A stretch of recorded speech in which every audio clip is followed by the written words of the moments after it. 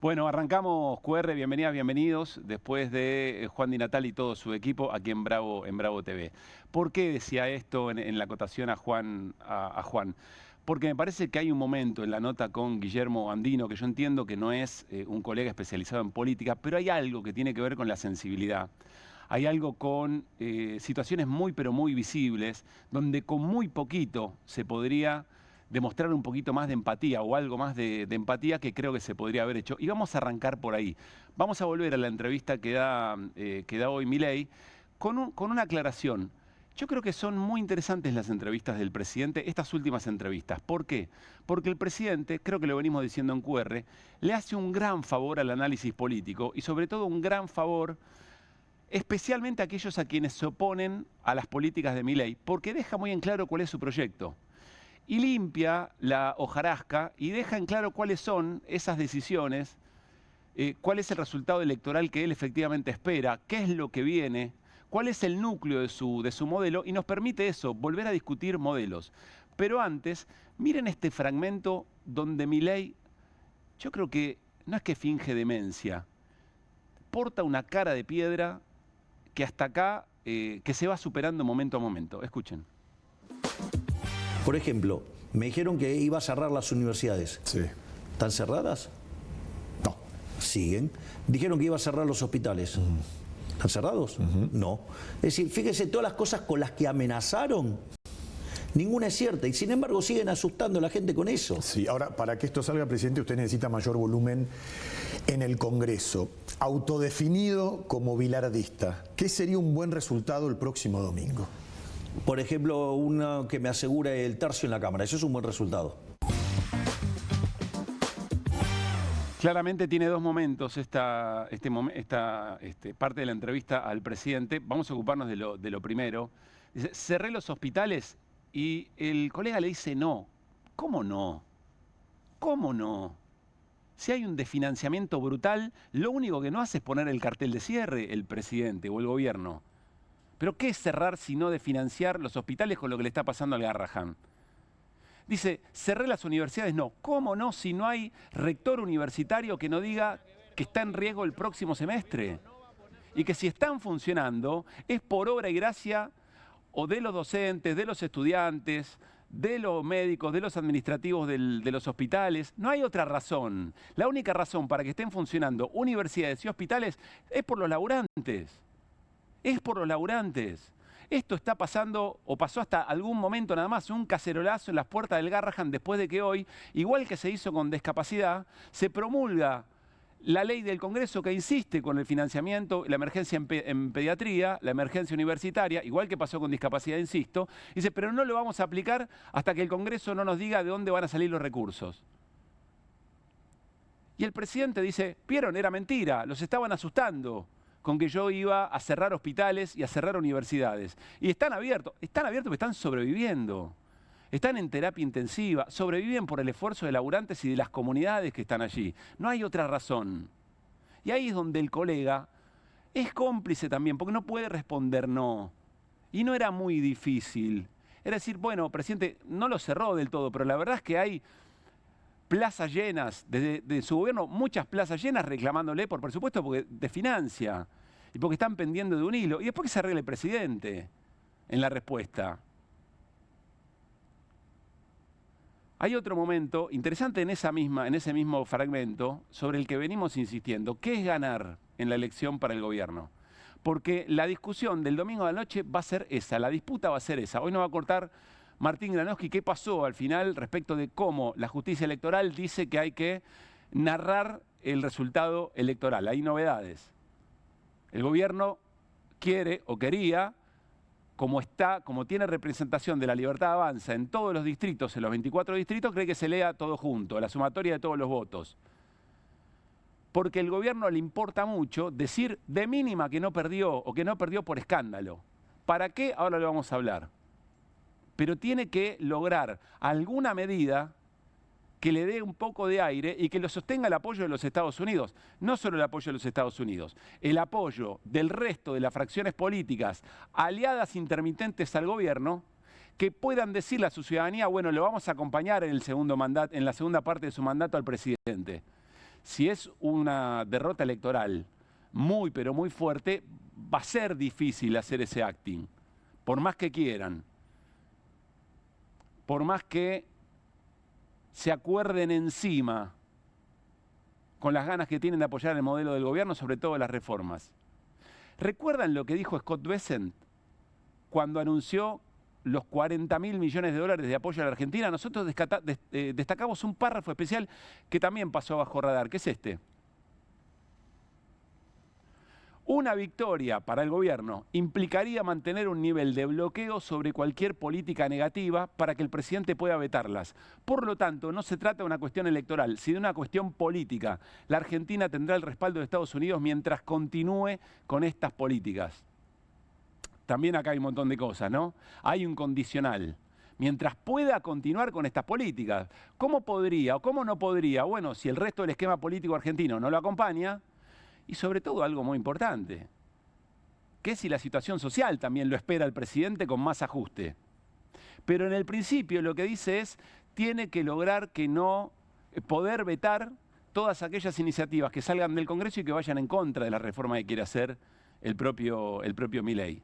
¿Reformas en qué sentido? Otra vez vuelve Milei a aclarar el panorama. Son muy útiles las entrevistas al presidente, por lo menos las últimas.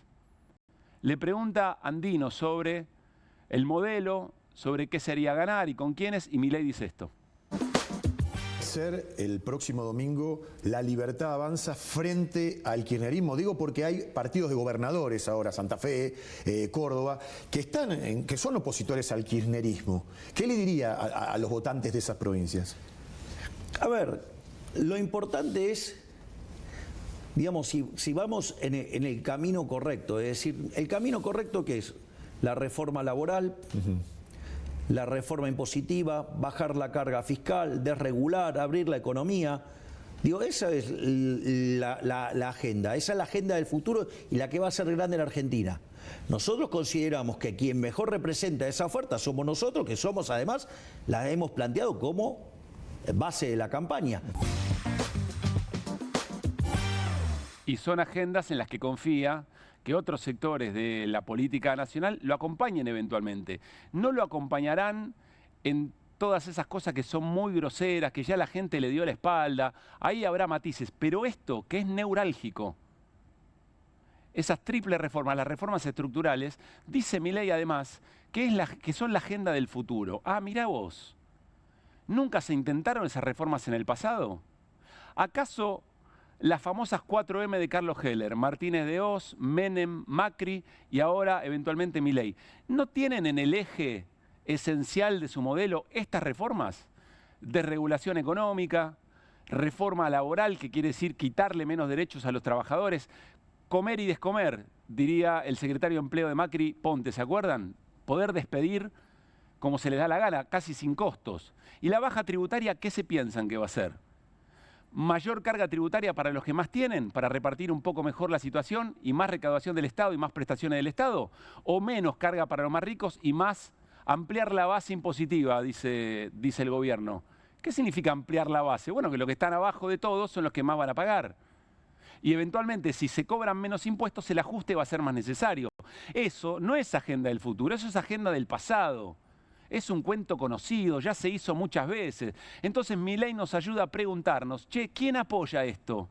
¿Quién apoya lo que ya se hizo tantas otras veces y muchas más veces que las que se llevaron adelante políticas por parte de los espacios de la vida política y dirigencial de la Argentina dentro de ese campo nacional y popular? Después habrá que discutir cómo es sostenible, cómo no es sostenible, pero esas políticas las llevaron adelante los gobiernos de derecha. Y muchos de ellos se reúnen en el gobierno de Milei. Y Milei lo pone clarito, le hace un favor a la sociedad argentina. Claro, hay un pequeño desafío por delante. Porque alguien dirá, che, estas cosas son muy conceptuales, solamente a los que siguen todos los días, que les gusta el análisis de lo político, a ustedes que les gusta siempre criticar y se dedican a eso, a las personas de a pie, como decía Mario Weinfeld, le está pasando otra cosa, que en principio no tiene mucho que ver con esto de los modelos, que es muy abstracto. Miren cómo refleja Diario Perfil, en su portal, 2 cosas muy concretas que venimos repasando en QR de la vida cotidiana de la gente. Más de la mitad de los hogares no llega a fin de mes y el 40% tiene problemas con las deudas. Diría Adorni, fin. Fin, no hay problema más grave que este.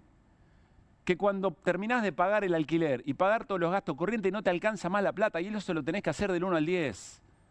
Y empezás a penar y sentís que es tu culpa, que tenés que tener otro trabajo, que no sos capaz de negociar mejor tu sueldo, que no podés hacer algo mejor, que eso que hiciste con la indemnización de que te rajaron o creíste que el emprendedurismo iba de la meritocracia y no lo estás haciendo demasiado bien. ¿Y por qué será que no vendo nada?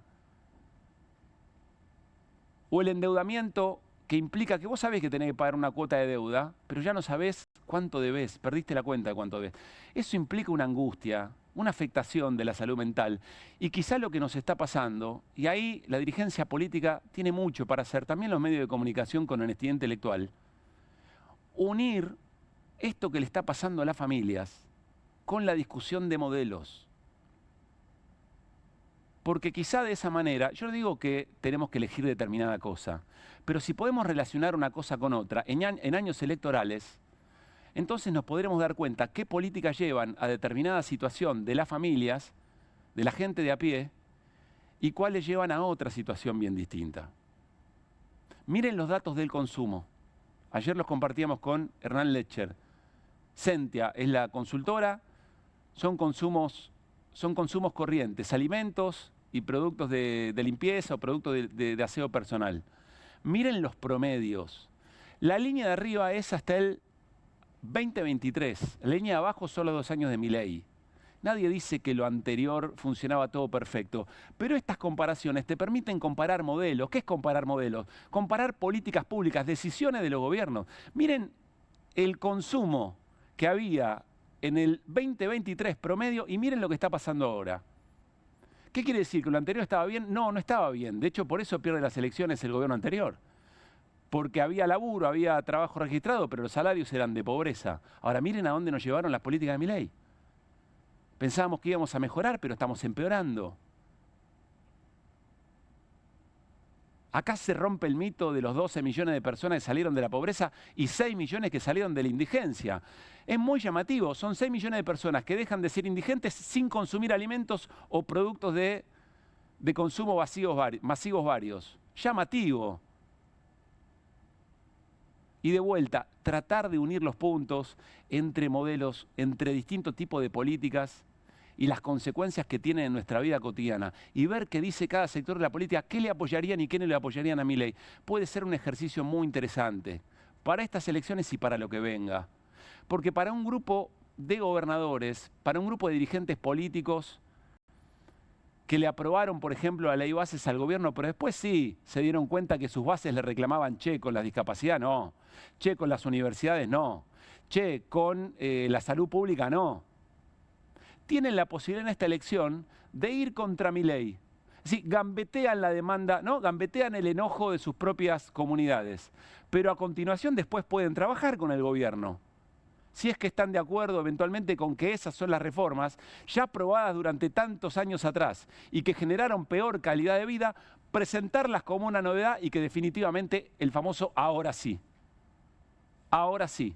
Con el apoyo, con un actor nuevo determinante, que es Estados Unidos. A propósito, Bessent, el ministro de Economía estadounidense, va prendiendo el yeite de los ministros de Economía argentinos. Vieron que ahora habla antes de las 10 de la mañana, antes que hablen los mercados.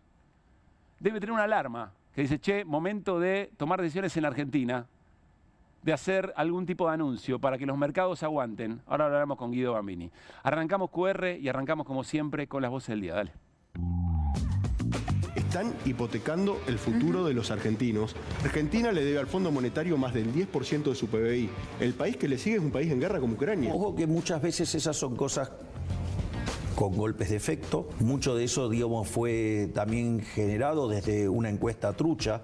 Porque el punto es, Hoy hay 12 millones de pobres menos. Mirá que con Macri la pasamos mal los jubilados, pero como con esta persona... Tenemos un comercio y cada vez entra menos gente, una librería que te vende la goma para el pibe para la escuela. Este año ningún pibe perdió la goma en la escuela. Los empresarios no contratan a los trabajadores porque tengan leyes miserables, sino cuando tienen consumo, cuando tienen ventas. Más diálogo para que comiencen a ayudar a construir las leyes que el país necesita, para no quedarnos a mitad del río. Claro, es Milei, firmado el Pacto de Mayo, le ha dado los votos en el Congreso de la Nación cada vez que Milei los necesitó. ¿Por qué no buscas otros lugares donde meter esa motosierra? Yo creo que no hay ningún gobierno desde el retorno a la democracia que ha hecho más para reducir el gasto del Estado inútil como Javier Milei. La ley de emergencia es para poder subsistir un poco, tampoco estamos pidiendo nada raro, es el 0,03% del PBI. 4 veces se votó esta ley en el Congreso. ¿Y cuál es la prioridad del gobierno? Esto genera consecuencias penales, incumplimiento de los deberes del funcionario público, e indirectamente es asumir potestades legislativas. Que no hay una monarquía en nuestro país, hay una democracia, hay juicio político, va a haber denuncia penal, va a haber movilización y mucha lucha, y le pedimos a la CGT, los convocamos a que llamen a un paro nacional ya. No creo que sean más de 5 argentinos, digo. Se informa que 1.358 usuarios con residencia en el país, en Argentina, han realizado compra o venta del token mencionado Libra. Y a esto creo que hay que agregar los fondos provenientes de la operatoria de Libra podrían estar en propiedad de Javier Milei, de Karina Milei y del propio Hayden Davis. Hemos tenido un gobierno que le ha hecho creer a la gente que los recursos son infinitos. Si vos gobernás de manera responsable, hay que tomar medidas que a veces son odiosas. Tenemos la oportunidad el domingo. Piensen, le pega a los jubilados, se mete con los discapacitados, con las universidades, con los hospitales. Ahora le tenemos que ir a lamber el traste a este Trump. Pero ¿qué nos importa a nosotros de los Estados Unidos si nosotros somos argentinos? Enseguida vamos a hablar con Norma Lezama, laburante del Garrahan, también con Carlos De Feo, que es secretario general de CONADU, de docentes universitarios. Muy interesante lo de Norma en el reclamo a la CGT. Hoy se cantó en el cacerolazo, en el apoyo al Garrahan, se cantó a dónde está que no se ve esa famosa CGT. Parece que el mapping no convenció, eventualmente. Muy buenas noches, Martín Granowski, ¿cómo está? Buenas noches, Pablo Caruso, ¿cómo está usted? ¿Cómo anda, Guido Bambini? Buenas noches, ¿cómo ¿Todo estamos? bien? Todo en orden. Bueno, parece que Milei tiene otra concepción de la reforma laboral, ¿no? Si reivindica el ocio y la cantidad de horas limitadas para trabajar. Yo creo que hay una contradicción ahí. Por un lado está lo que ustedes hablaban antes, Juan y vos, claramente le falta descanso. Digo, porque él dice, el que toma medidas equivocadas es porque no descansó. Sí. O sea, si no descansa, toma medidas equivocadas. Y si ensayás a las 3 de la mañana las canciones de tu banda... Le falta descanso. ¿No? Bien, primera cosa, señor. Le falta descanso. La segunda es que en realidad reivindica el ocio. Y parte de la reforma laboral, porque ahora viste que ya empezaron las precisiones. Hasta hace poco eran enunciaciones generales. Uno sabía que era para precarización, pero no detalles. Ahora empiezan a salir los detalles, pues se empieza a discutir eso. Claro. Un detalle probable, digo, no digo que vaya a salir así, pero un detalle al que aspira, por ejemplo, el ministro Sturzenegger es que se llegue a trabajar 13 horas. Ese es un tema. Que las vacaciones sean por disposición unilateral y no acordadas entre empleados o empleadas y el dueño del lugar. O sea, no por sindicatos, sino mano a mano con trabajadores de empresa. Y a veces individualmente, inclusive. E incluso individualmente, digo, puede hasta llegar a ser eso la flexibilización laboral o la reforma laboral, porque no hablan más de flexibilización, hablan de reforma porque parece que eso da una idea o por grandilocuencia o porque disfrazan la palabra flexibilización, claro, que después de la ley Banelco y siguientes uno ya sabe qué es. Esa es una parte. Y entonces la reivindicación del ocio va contra la idea de la reforma laboral tal como se está diciendo. Habría una contradicción. Totalmente. Capaz que no hablaron con Milei todavía sobre eso, ¿no? Y que Milei lo que quiere es dejar los convenios colectivos como están, reivindicar a Héctor Recalde Padre. Al contrario, reformarlos más progresivamente. Che, no jodan con el ocio de los laburantes porque los necesitan para... Ir a 4 días de trabajo, por ejemplo, bueno, es una discusión que hay en España. ¿Por qué no? Jornada reducida, jornada reducida de 6 horas, así es. Bueno, en un ratito vamos a seguir charlando sobre todo esto. Hay muchas cosas, pero nos vamos a ir en minutos. Hablamos con Haroldo Montagu, que es ex viceministro de Economía de la Nación. ¿Por qué cuesta tanto discutir modelos? ¿Por qué nos resulta tan abstracto? ¿Por qué nos cuesta conectarlo con el día a día de la gente? ¿Qué es lo de modelos con que algunos analistas hinchan tanto y algún sector de la dirigencia política? Vamos a hablarlo con Haroldo en minutos nada más. Pero nos vamos a ir con Guido Bambini a la pantalla y con esta portada, miren, de rodillas en Washington, pero de espaldas a Beijing. ¿Qué se traerá Guido Bambini entre manos? Bueno, a ver, spoileo la conclusión, pero como vos quieras. Básicamente... Manejá tu hilo de suspenso vos, mi amigo. No, básicamente lo que queremos decir acá es que vamos a mostrar el tuit de cada día de hoy de Scott Bessent, que no estuvo ayer cuando el Banco Central anunciaba el swap de monedas. Hoy estuvo efectivamente el anuncio del swap entre el Banco Central de la República Argentina y Estados Unidos. Pero digo, la contradicción de estar desde hace semanas o ya meses el equipo económico argentino de rodillas esperando un salvataje de los Estados Unidos y darle la espalda a quien se convirtió en el mes de septiembre en el principal socio comercial de Argentina. ¿En septiembre ahora? Ahora, último dato que salió ayer del intercambio comercial argentino, todo lo que exporta e importa a Argentina.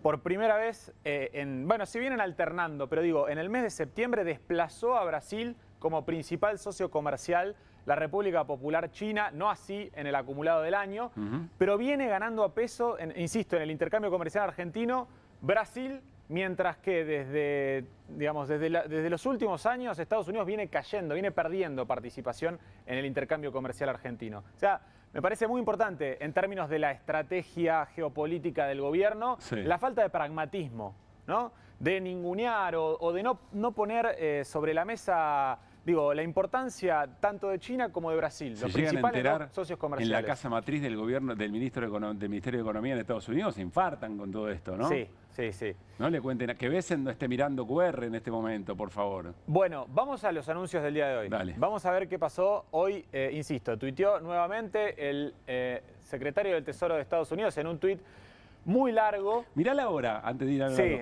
9:30 de la mañana. Es antes, das en el no, like. Lo agarran enseguida. Le agarraste el tiempo. Son pillos, antes de que abran los mercados. Muy bien. Bueno, que se podría hablar de una especie de nuevo blindaje o intención de un nuevo blindaje, lo dijo Milei ayer. Si no conseguimos que baje el riesgo país, vamos o podemos usar este swap de monedas para pagar los vencimientos de deuda que tenemos en el próximo enero de 2026, sí, en el orden de los 4.500 millones para poder rolear, para renovar esa deuda. Para poder refinanciar esa deuda en caso de que eso no suceda, que es muy probable que no suceda por la dinámica de acumulación de reservas del Banco Central, te diría que todo lo contrario. Bueno, dijo Milei, vamos a utilizar parte del swap en el pago de los bonares y de los globales de enero del 2026. ¿Pero qué pasó hoy en términos del mercado? ¿Qué pasó con el dólar? ¿Qué puede haber pasado después de este tuit, este anuncio de Scott Bessent? Bueno, siguió subiendo el dólar. Lo mostraba ayer Hernán. Hoy, además, con la particularidad de que el dólar tocó el techo de la banda. Tocó el techo de la banda en 1.491,5 pesos. Y no es novedad, porque ya lo había hecho antes del primer rescate, del primer tuit, el Banco Central en 3 jornadas había vendido 1.100 millones de dólares. Pero hoy tenemos que decir que vendió nuevamente dólares el Banco Central. No apareció aparentemente el tío Scott Bessent el día de hoy y vendió 45,5 millones de dólares el Banco Central de la República Argentina. Hay una pregunta para hacerse con cierta honestidad intelectual que es: ¿qué pasaría si efectivamente no hubiera estado Estados Unidos por detrás o el Tesoro de Estados Unidos por detrás? ¿Cuántos dólares hubiera tenido que poner, ya no del Tesoro, porque no había casi dólares, sino del Banco Central, el gobierno argentino? Así, seguramente son muchos menos de lo que viene poniendo el Tesoro. En algún punto funciona, no sé si como quería el gobierno, o me equivoco. Sí, pero digo, es lo mismo, me parece que es pan para hoy y hambre para mañana. En alguna medida estás, digamos, dejando de lado las correcciones macroeconómicas del esquema cambiario que tenés que hacer y que es muy probable que se hagan después de las elecciones de este domingo. El otro dato interesante del día de la fecha que conocimos hoy fue que nosotros veíamos que la semana pasada, en una operación media rara por el contexto, el Tesoro argentino había comprado 120 millones de dólares. Dijimos, a ver, ¿puede ser que lo haya comprado en el mercado? Digo, que con la venta de dólares del Tesoro de Estados Unidos haya bajado el tipo de cambio y haya comprado el Tesoro argentino en la zona de 1.365 pesos. Bueno, no.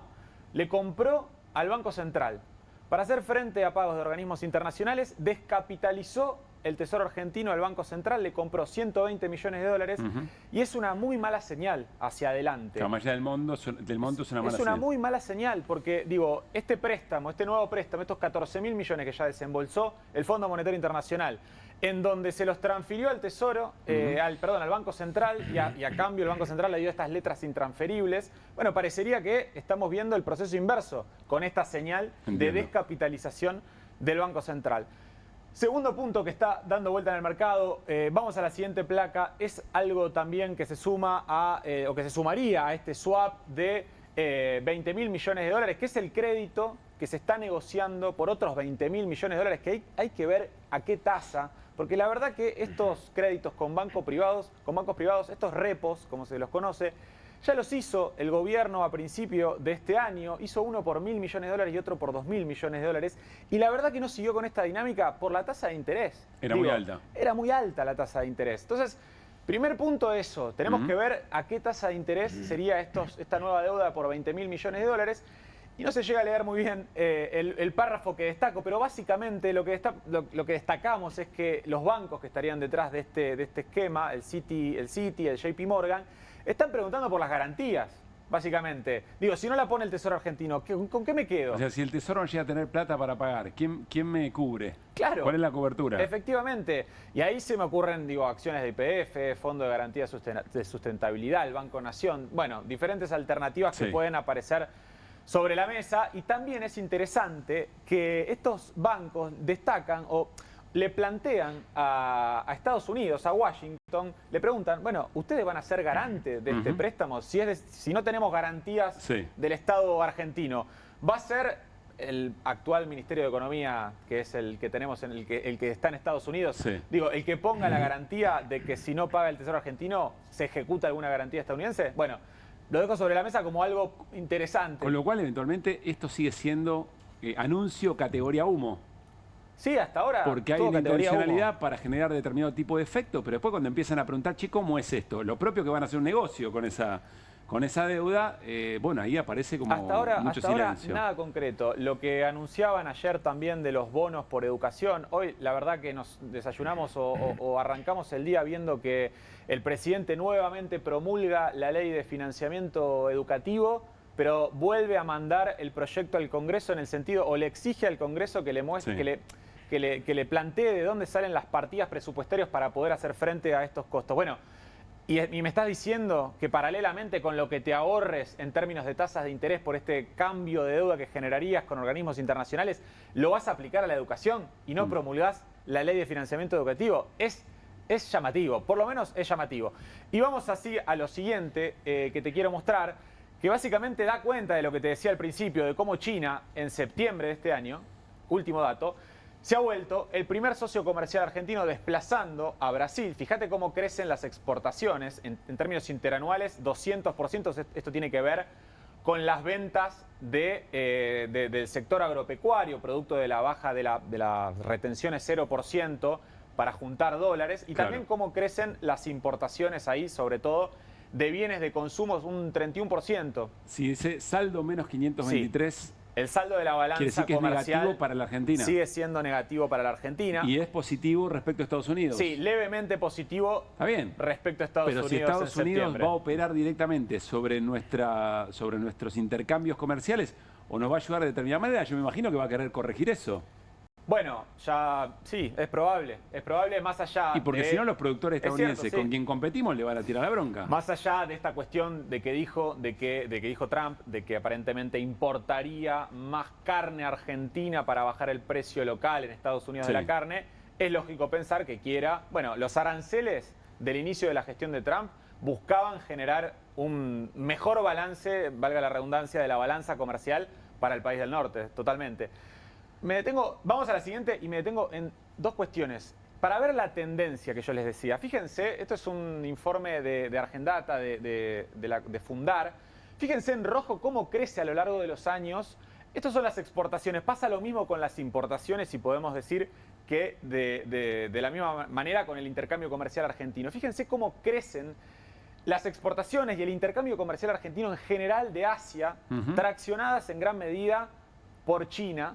y cómo disminuyen o se mantienen estancadas en términos... No, disminuyen las de América del Norte. Sobre el final disminuyen un poco, claro. Sobre el final disminuyen. Para que tengan una idea, actualmente China representa el 7% del intercambio comercial argentino. 17% del intercambio comercial argentino, mientras que Estados Unidos representa el 9% del intercambio comercial argentino. Llegó a representar a mediados del siglo pasado el 50%, perdón, el 30%, son muchos números, estoy pifiando, pero a mitad del siglo pasado representó el 50% del intercambio comercial argentino y viene bajando, hoy representa el 7%. Insisto, China viene creciendo y representa el 17%, y Brasil el 20%. Martín tiene pregunta. Hay un fenómeno en lo que vos mostraste, Guido, recién. Si se ve la placa anterior y esta, combinadas, un fabuloso crecimiento del intercambio con la India por parte de la Argentina. Más del 80% estaba mirando en la placa anterior. En términos de crecimiento... De crecimiento en el último año, sí. Más del 80% de las exportaciones y además favorable a la Argentina en la balanza. Bueno, para tener en cuenta India, porque tenemos país, Brasil, ¿no? BRICS ampliados, pero digo, a ver, está clarito. Sí, la necesidad y la conclusión... La I es de la India. La necesidad y la conclusión de esta columna es que Argentina tiene que tener una posición pragmática en términos de su comercio exterior. Nosotros tenemos que abrir cuanto mercado de exportación podamos para sostener, para tener, digamos, un tipo de cambio, si se quiere, más apreciado y salarios en dólares más altos. Necesitamos más exportaciones. Lo escuchaba, no recuerdo el nombre del colega en un programa que se llama Vino por el Desarrollo, que decía, un economista que decía, en términos per cápita, Argentina exporta poco. Exporta lo equivalente a un iPhone por persona por año, más o menos $2.000 por año. Nosotros tenemos que pensar en que crezcan nuestras exportaciones, no solo traccionadas por los hidrocarburos, el agro y vaca muerta, sino también pensar en intentar exportar algunos nichos industriales como la economía del conocimiento, por ejemplo. Eso para que mejore el flujo de dólares. Exactamente, para que mejore el flujo de dólares. Y bueno, y vamos a lo último, en lo que aparentemente sí le interesa al gobierno en su relación con China, que es la apertura importadora. Te traigo el aumento sideral de la importación de bienes de consumo, también último dato de septiembre. Fíjate cómo crece hacia el final la curva naranja, que es el acumulado de los 12 meses. Está en récord histórico de la serie de la balanza comercial argentina la importación de bienes de consumo. Esto es Shein y esto es Temu. Es importar cualquier cosa desde el celular que me llegue a la puerta de mi casa y que genera una aspiradora de dólares. 10.700 millones de dólares en importación de bienes de consumo en los últimos 12 meses. Parecería que la única relación virtuosa que ve el gobierno con la República Popular China es la apertura indiscriminada de importaciones para que entren este tipo de importaciones y no tanto las industriales, que sería interesante utilizarlas para encadenamientos productivos y para apalancar la industria nacional. Muy clara columna, Guido, muchas gracias. Saludamos desde aquí a Haroldo Montagu, ex viceministro de Economía de la Nación. Haroldo, ¿cómo estás? Muy buenas noches. ¿Qué tal? Gracias por estar acá. Gracias. A ver, sobre todo esto que explicó Guido, ¿de dónde querés agarrarte como para contarnos un poco qué estás viendo en términos del momento del modelo económico? Bueno, mira, desde la cuestión más coyuntural, si querés tomo lo último, ese dato de importaciones de bienes de consumo, que incluye, como bien dijeron, los couriers chinos y también estadounidenses, ¿no? Porque ahí también está Amazon, algo de eBay. Esa serie se lleva muy bien con lo que es la industria argentina, porque el espejo de eso es la caída en la industria argentina. Es casi un gráfico simétrico pero opuesto, ¿no? En donde vos ves cómo estos bienes de consumo importados van reemplazando a la industria local. Lo que se produce acá. Exactamente. Entonces, ahí vos antes hablabas de los modelos, ¿no? Y que me parece que es el gran signo de pregunta, saltando de la coyuntura a algo más estructural. ¿Cuál es el modelo, el proyecto de país que la Argentina busca? Y ese es un signo de pregunta. Es un signo de pregunta porque, por lo menos, si pongo un inicio no antojadizo, digamos, desde la dictadura militar, con todo lo que ha pasado en el medio, ahí ha habido una pugna, una disputa de modelos, con, digamos, la complejidad de que el mundo desde mediados de los 70, ha cambiado muchísimo. Entonces, o sea, el capitalismo es otro. Por supuesto, por supuesto. Entonces, muchas veces seguimos en estos debates de modelos, pero con un contexto que nos va cambiando todos los días. Entonces, lo cual complejiza aún más. ¿Cuál sería el eje hoy? ¿Cuál de todos? No, te lo pregunto a vos por eso. Digo, vamos cambiando teniendo en cuenta otro mundo, teniendo en cuenta este mundo. Yo a veces veo que hay los que dicen hay que producir, los que dicen hay que exportar. Y lo que uno piensa o lo que yo pienso es producir más exportar puede ser un modelo. Sí, por supuesto. Lo que pasa es que estamos en un mundo mucho más competitivo que hace 40, 50 años. La irrupción de China, digamos, ¿no? En el mundo, digamos, en lo que es la manufactura industrial, hoy, digo, no hace falta que lo explique aquí. Entonces, es mucho más complejo ese modelo de producir y exportar. Entonces, digo, ¿cuáles son los nichos a los cuales Argentina como productor puede obtener ventajas competitivas? ¿Es lo que está basado en recursos naturales, petróleo, minería, agro, o hay algo más, ¿no? Ahora, las preguntas cambiaron de un tiempo a esta parte, en el momento en que Estados Unidos se mete directamente a digitar de mínima el tipo de cambio. ¿Hay posibilidad de que un modelo económico, en los términos en los que vos lo planteás, pensado, no te digo desde Estados Unidos, pero pensado con Estados Unidos, pueda ser beneficioso para la Argentina? Bueno, la respuesta corta es no. ¿Por qué? No, porque me parece que ahí, digamos, lo que mostraban los diferentes intercambios comerciales con los países, ¿no? China pasa a ser el primer destino exportador debido a la medida coyuntural de la eliminación de las retenciones. India, que preguntaba Martín, también otro principal destino de la soja, ¿no? Entonces, Estados Unidos, un leve superávit comercial, digamos, ¿cómo se homogeneiza todo eso en el marco de esta guerra comercial, donde Trump, digamos, y ahí cuando Trump anuncia, asume y habla de los aranceles, yo creo que detrás de eso no está la intención de volver a ser la potencia industrial que fue Estados Unidos desde que, digamos, desde la Segunda Guerra Mundial, por lo menos, vamos a ponerlo desde ahí, ¿no? Desde la segunda posguerra. Lo que está buscando Estados Unidos a partir de eso es sostener la hegemonía monetaria mundial. Estados Unidos, digamos, está viendo cómo el dólar se desvanece frente a la irrupción de otras monedas. ¿De qué manera?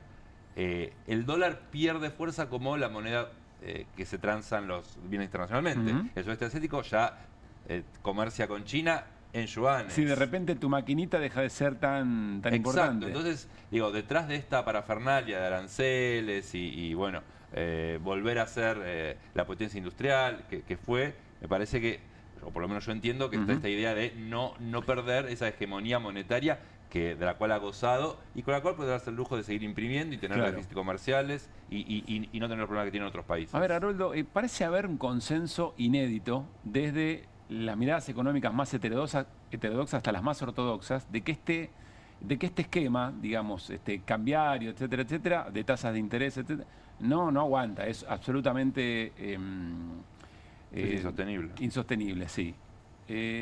¿Vos crees que eso efectivamente es así y que el gobierno tiene la necesidad imperiosa de, después de las elecciones, cambiarlo? ¿Crees que vamos hacia eso? ¿O te agarran dudas por las cosas inesperadas que ha hecho este gobierno? No, a ver, en el marco de la elección, y sumo también la elección bonaerense, me parece que hay una apuesta muy fuerte, digamos, a todo o nada por parte del gobierno a ganar. Sí. Lo que pasó en la elección bonaerense fue una primera señal muy fuerte y ahora, digamos, redobla la apuesta con los 20.000 millones de dólares del swap, digamos, estas noticias de otros 20.000 con bancos, el tuit diario de Besen, digo, hay un redoble tremendo. Digo, y pensando, ¿cuál fue el objetivo, o creo yo, cuál fue el objetivo original del gobierno cuando asume? Que la Argentina vuelva a los mercados de deuda internacionales. De esa manera, bajar el riesgo país. Bajar el riesgo país, regularizar un poco los flujos financieros, no tanto los comerciales, esos ya no importan, y de esa manera lograr, digamos, una dinámica financiera más o menos sostenible. Si soy bueno, pienso eso. Sí.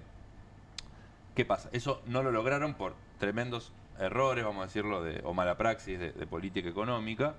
Entonces, ahora están en esta situación en donde tienen que acudir no a una, digamos, a flujos relativamente sanos de capitales. Tenía manotazos de stocks, bueno, fondo, bueno, Tesoro norteamericano, bancos privados, 20.000 de acá, 20.000 de allá. Después vemos, pago uno con el otro y después veo cómo sigo. Entonces, eso es lo que lo hace insostenible al modelo y eso me parece que es lo que está viendo el mercado, que hoy, después de una semana de anuncios del Tesoro norteamericano, ahora hay que aclarar de qué Tesoro estamos hablando. Muy bueno, es verdad. Un tuit diario, 20.000 millones de dólares de un swap anunciado por el Banco Central, no sabemos en qué condiciones, pero no importa, está anunciado. Aún así, se toca el techo de la banda, el Banco Central, tiene que salir a vender los dólares.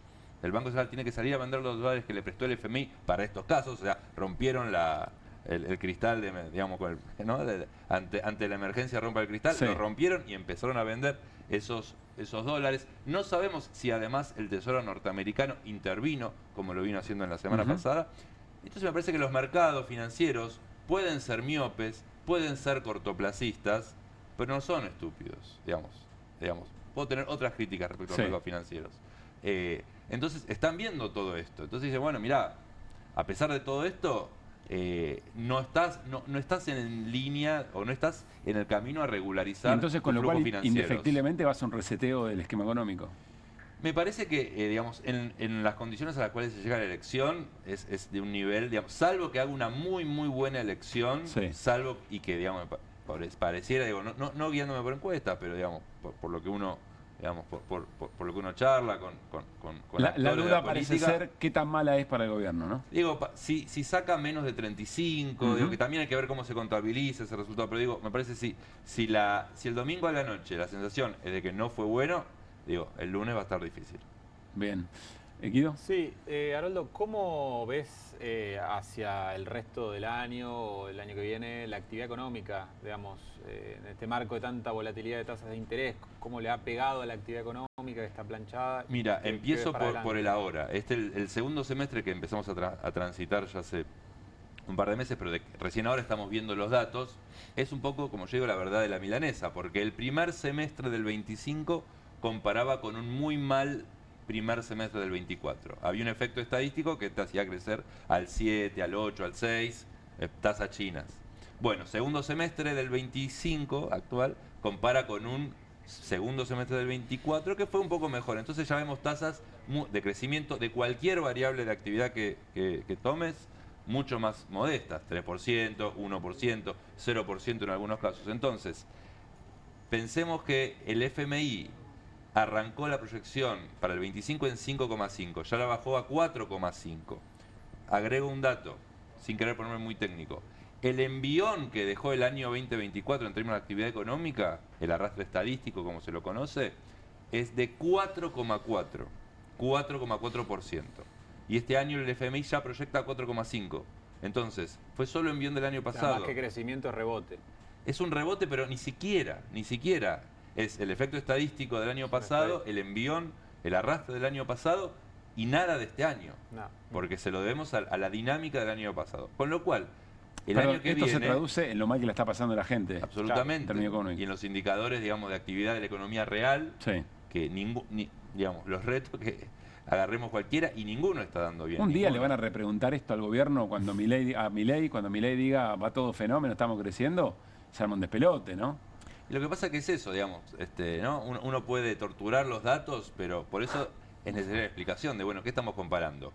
El dato interanual, el dato mensual, comparamos contra el año pasado, contra el primer semestre que fue malo, contra el segundo que fue un poco mejor. Claro, si lo comparás contra el hipotético 17.000% de inflación, todo te va a dar muy bien. Exactamente.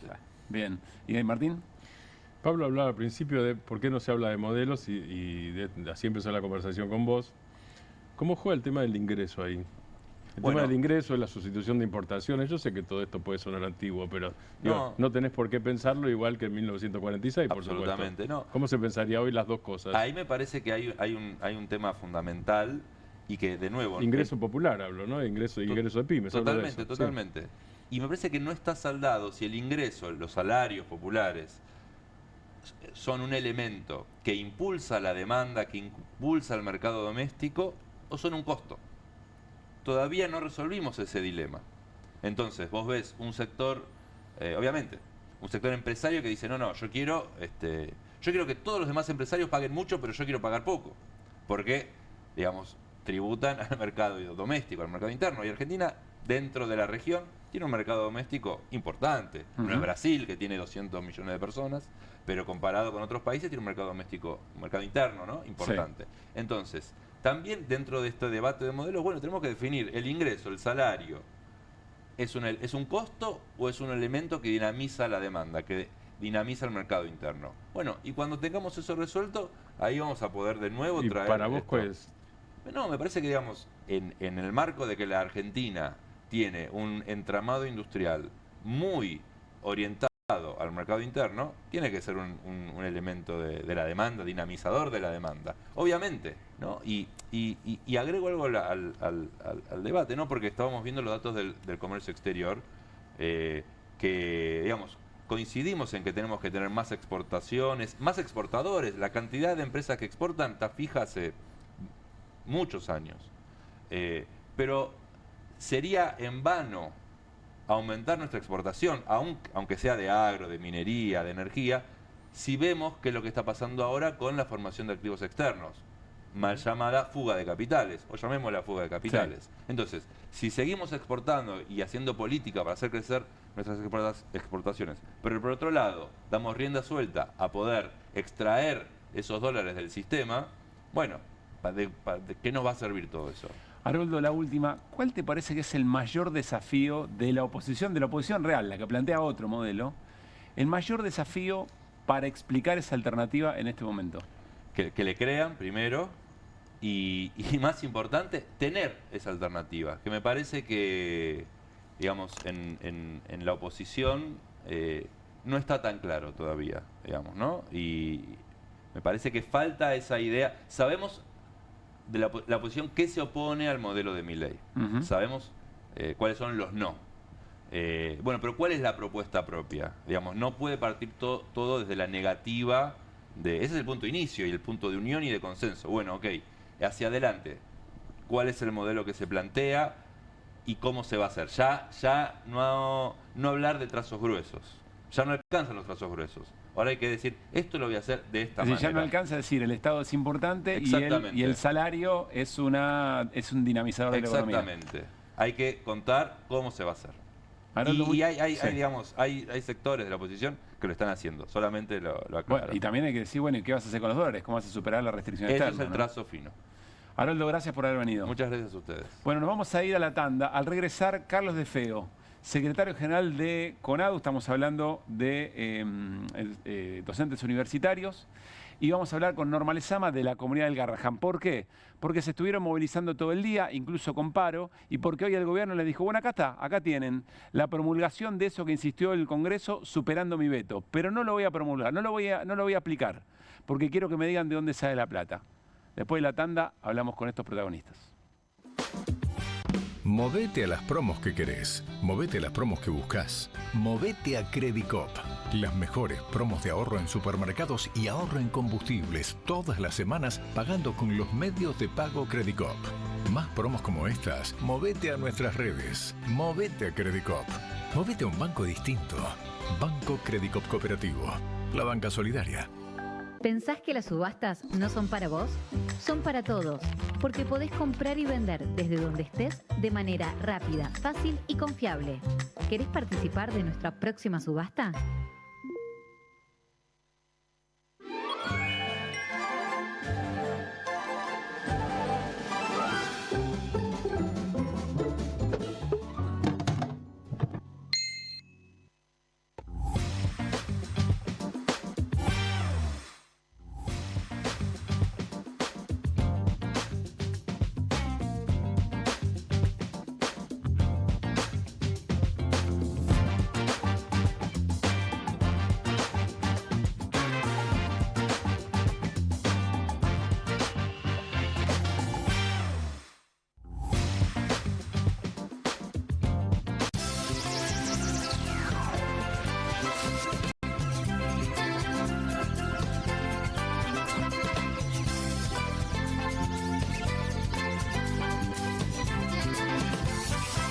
¿Necesitas llegar tranquilo a fin de mes? Tené un préstamo 100% online con WeCred. te damos un préstamo personal de hasta 400.000 pesos, acreditación por CBU dentro de las 48 horas, mínimos requisitos, cuotas fijas en pesos, rápido, simple y seguro.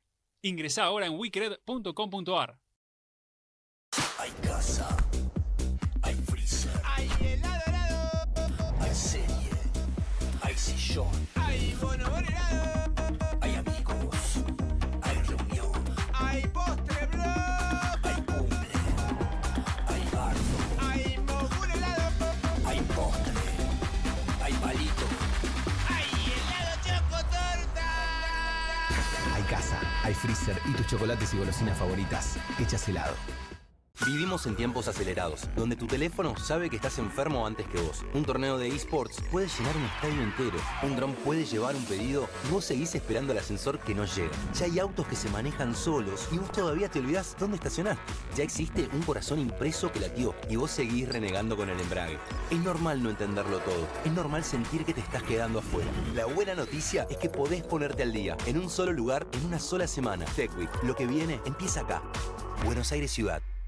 Necesitamos terminar lo que empezamos. Necesitamos hacer las reformas que faltan. ¿La libertad avanza o Argentina retrocede? Alejandro Fargosi, candidato a diputado nacional por la Ciudad de Buenos Aires. La libertad avanza. Lista 501. El domingo 26 de octubre votamos por una educación pública y de calidad. Por los jubilados que fuimos golpeados. Por los que buscamos trabajo. Por la salud pública. Votemos unidos. Por el otro. Por vos. Porque no estás solo. El domingo 26 de octubre, acompáñanos con tu voto. Hay otra manera y es unidos. Ciudadanos Unidos. Graciela Ocaña, Martín Ocampo, candidatos a senadores nacionales por la Ciudad de Buenos Aires. 504. Sus ganancias son nuestras miserias. Que la crisis la paguen ellos. Ahora, más diputados de izquierda. En Ciudad de Buenos Aires, Miriam Bregman y Gabriel Solano, diputados. Frente de Izquierda, lista 506. Vamos a limpiar el aire. Llegó la hora de que conozcas el Airbag, el extractor de cocina portátil que se deshace del humo y el olor de cualquier habitación. Airbag tiene la potencia de un extractor de cocina tradicional en un formato compacto que podés poner en cualquier lado sin instalación. El secreto del Airbag está en su escudo de 2 etapas con una pantalla de micromalla y un filtro de carbón activado que succiona el humo y el olor a grasa y luego los atrapa y limpia, ayudando a despejar el aire para que sientas la frescura en cualquier lado. Usalo sin pausa cerca de la cocina para un excelente control de humo y olores. Apoyalo al lado de la parrilla para que el humo no llegue a tus ojos. Mira, el humo de cocina deja un enchastre grasoso en todos los muebles. Eso no pasa con Airbag. Airbag es ideal para departamentos, habitaciones, casas rodantes y espacios pequeños, con 3 velocidades ajustables para acomodarse a tus necesidades. Y cuando lo terminas de usar, el Airbag se dobla fácilmente volviéndose compacto para guardarlo. Si lo encargas hoy, recibís el increíble y mejorado Airbag Deluxe con una manija para traslado y luz LED incorporada. Llegó la hora de que conozcas el Airbag, el extractor de cocina portátil que se deshace del humo y el olor de cualquier habitación.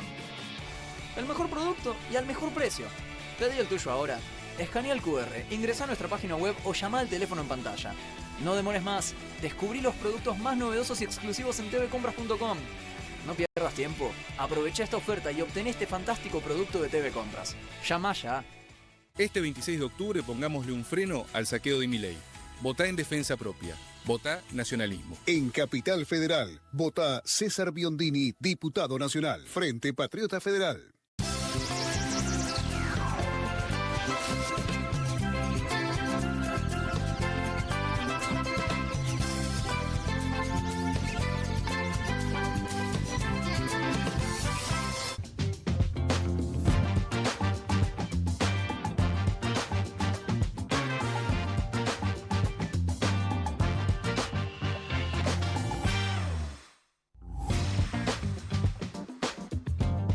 Muy bien, seguimos en QR por Bravo TV y le damos la bienvenida a Norma Lezana y a Carlos de Feo. Norma, Carlos, ¿cómo están? Muy buenas noches. Buenas noches. Parte de la comunidad del Garraham, docente universitario Carlos. Recién pensaba, ¿cómo hacemos? Ya hemos conversado varias veces, acá y el año pasado, Norma, también. Sí. ¿Cómo hacemos para empezar la charla de una manera distinta? O para hablar de lo que venimos hablando hace tanto tiempo desde un enfoque distinto. ¿Tienen alguna sugerencia? Yo sé que es mi laburo, pero... ¿por qué es preguntarles por lo que acaba de ocurrir, por el cacerolazo, por la decisión del gobierno de seguir recortando los presupuestos o no hacerle caso al Congreso? Sí. ¿Tienen alguna arista nueva? No sé si es nueva, pero por lo menos las conclusiones que saqué yo a lo largo del día, porque fue muy indignante encontrarnos con la noticia de que en el boletín oficial nuevamente el gobierno, argumentando que no puede financiar el Garrahan porque si no tendría que desfinanciar programas como VIH, y vos decís, no, un ministro de salud no puede, o sea, en salud vos no podés desfinanciar VIH para financiar la salud pediátrica. Y después de toda esa indignación, tuvimos una charla con referentes del CELS y nuestra propia abogada, y ellos nos decían, no estamos en cero, no estamos como cuando empezamos esta lucha. ¿Qué quiere decir eso? ¿Por qué no? Y bueno, porque pasaron la ley de emergencia en salud pediátrica, la ley de financiamiento universitario, la ley de emergencia en discapacidad, caló en la opinión pública, tenemos hoy una ley, y estamos exigiendo que esa ley, que esas leyes se pongan en práctica, y es una discusión que tenemos con el gobierno. Entonces una respuesta positiva a mi torpe pregunta sería no, Pablo, no estamos en el mismo lugar, estamos en un lugar mucho más importante de acumulación de acumulación de protesta, acumulación de lucha, digamos. Sí, puede ser muy desmoralizante naturalizar que esto sabíamos que iba a pasar. Yo por lo menos me resisto a naturalizar que esto ocurra en nuestro país, ¿no? Que alguien que es el jefe de Estado, de una manera asumiéndose casi como un monarca, no cumpla las leyes, y nosotros nos tenemos que acostumbrar a esto como pueblo. Me parece que eso es algo que tenemos que dar vuelta, ¿no? Tenemos que corregir algo de tu micrófono, Norma, por eso ahora va a venir alguien y te va a acomodar. Carlos, ¿coincidís con lo que plantea Norma? No estamos en el mismo lugar, es cierto, es una mirada un poco más positiva. Sí, yo creo que nosotros en esto que se llama la batalla cultural hemos instalado y hemos afirmado un tema que la sociedad argentina no está dispuesta a ceder derechos. El caso de la salud, el caso de la educación.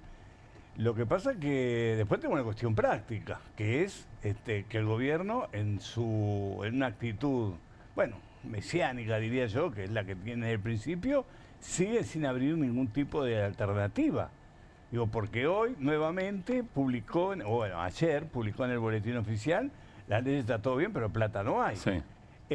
Yo creo que el tema que yo creo que tenemos, que es un tema central, en esta pelea fundamentalmente, porque lo que estamos llevando adelante son los trabajadores del Garrahan, los trabajadores de la universitaria, los trabajadores de la educación, en fin, el Estado.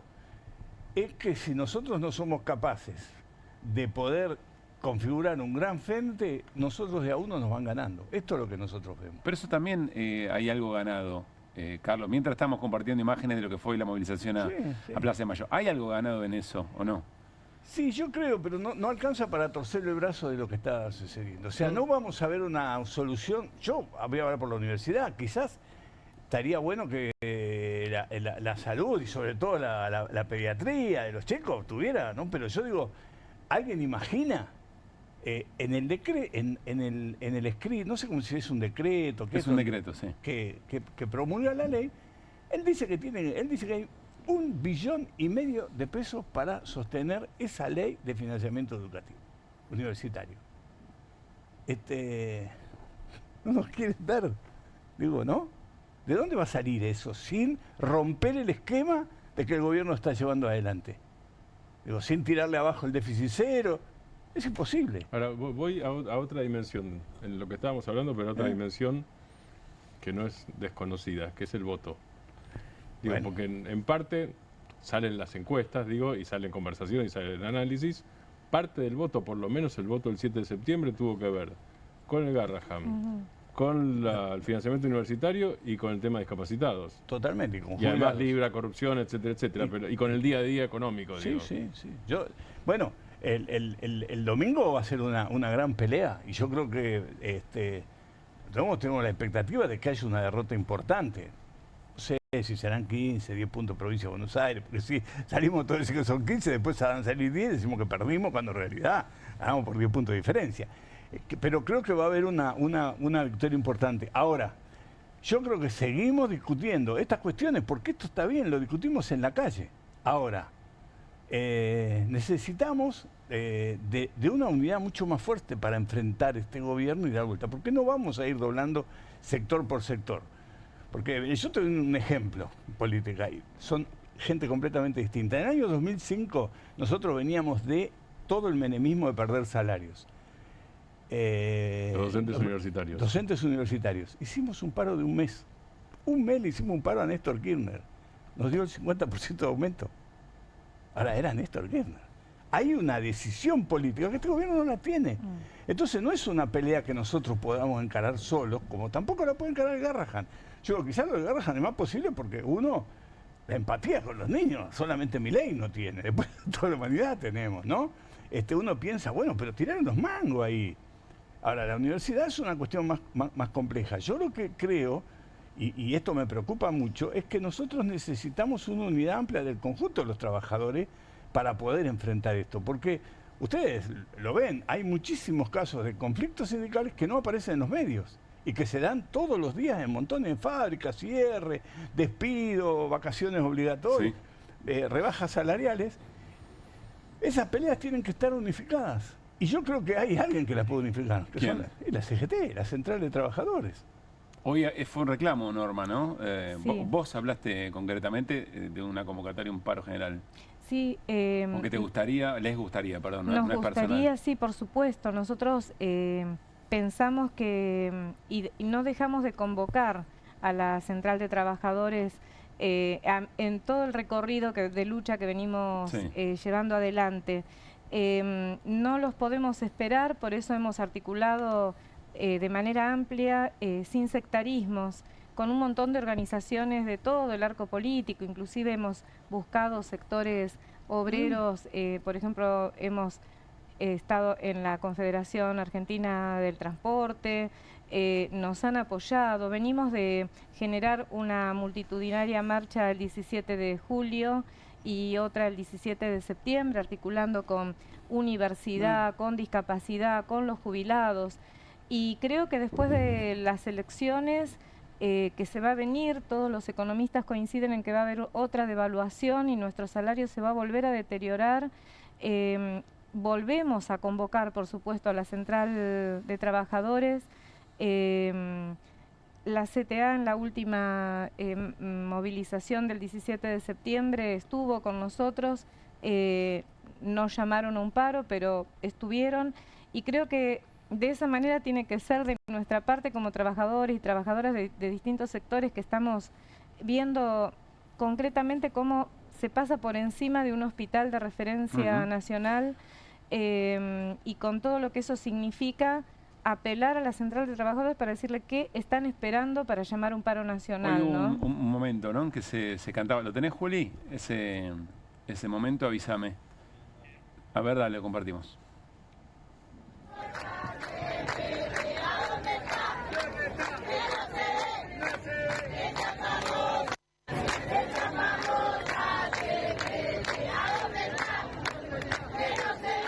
Esto es en Plaza de Mayo, en la movilización de la comunidad universitaria. No, ¿el mapping no les gustó? Ah, no saben ni de lo que estoy hablando. El mapping de la CGT del 17 de octubre, la proyección sobre el edificio Azopardo. No sabía lo que Está era. bien, no hace falta ni que contesten. Sí, ahora lo recuerdo. No hace falta ni que contesten. Quiero preguntarles, en serio, más allá de lo... puede parecer una provocación, pero cuando en el mismo día en que el gobierno dice, bueno, acá está, se las promulgo, pero no hay plata y no se va a implementar ninguna de estas dos leyes, y ese mismo día el presidente dice que merece tiempo de ocio y entonces justifica el Movistar Arena donde fue a rockear. ¿Qué les pasa? ¿Cómo cae eso? No, bueno, por eso digo, es muy indignante, ¿no? Es sumamente indignante lo que está pasando en nuestro país, las declaraciones del presidente, las declaraciones de él, quien es ahora el presidente de la Comisión de Presupuesto. que habla de la economía familiar. El batero de la banda de la adolescencia, ¿no? Bertie Venegas Lynch. Otro que debe tener bastante ocio. De que está viendo si se compra otra lancha o no. Claro, habla de la economía familiar y dice, bueno, si hay una persona sola que trabaja y tienen lanchas, y tienen propiedades, y tienen autos, y compara eso, ¿no? Habla de eso como economía familiar, cuando en realidad la mayoría, o sea, es un gobierno que está tomando una distancia tremenda del pueblo y de la mayoría, ¿no? De trabajadores y trabajadoras que nos levantamos todos los días para ir a hacer nuestro trabajo, y que lo que queremos es tener paz, sobre todo, poder tener un salario que te alcance para llegar a fin de mes. Nuestro salario se devaluó desde noviembre de 2023 casi un 70%, entonces nadie llega a pagar el alquiler, ni la luz, ni el gas, ni el transporte. Es muy concreto, y estas declaraciones lo que hacen es generar mucha indignación y sentir que es un gobierno que está muy lejos de todos nosotros. Son funcionarios que no viven como los trabajadores y trabajadoras, ¿no? Quiero pedirle la misma reflexión a Carlos, pero antes podemos preparar el primer tape con que arrancamos el programa de la apertura, el que habla Milei con Andino, para ver qué piensan. Carlos. Yo, ¿sabes qué me estoy acordando? Ahí circula en las redes una nota que le hacen a Cordero. Que entonces, ministro de Trabajo. Sí, secretario. El secretario de Empleo. Que de Trabajo, él habla de que le dicen, bueno, pero con tantas horas, 10, 15 horas diarias, ¿qué van a hacer si no van a trabajar? ¿Qué van a hacer? Eso es cuando se discutía la jornada laboral, cuando él era enviado de Techín, si no me equivoco, ¿no? Claro. Era como referente de Techín. Bueno, es lo que dice la compañera. Ellos tienen derecho al ocio, tienen derecho a esto, nosotros no tenemos derecho a nada. Muy buena comparación esa. Digo, el gobierno está trabajando, o está pensando, inclusive habla de jornada laboral de 13 horas. Pero 60 horas semanales, ¿no es? Sí. ¿Cuántas son? Claro. 10 horas semanales, de lunes a sábado.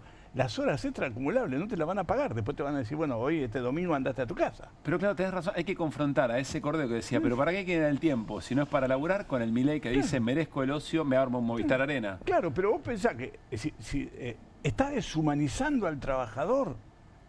En todas partes del mundo se está pensando y discutiendo menores jornadas laborales. Y este tipo te quiere hacer laburar 10 horas diarias.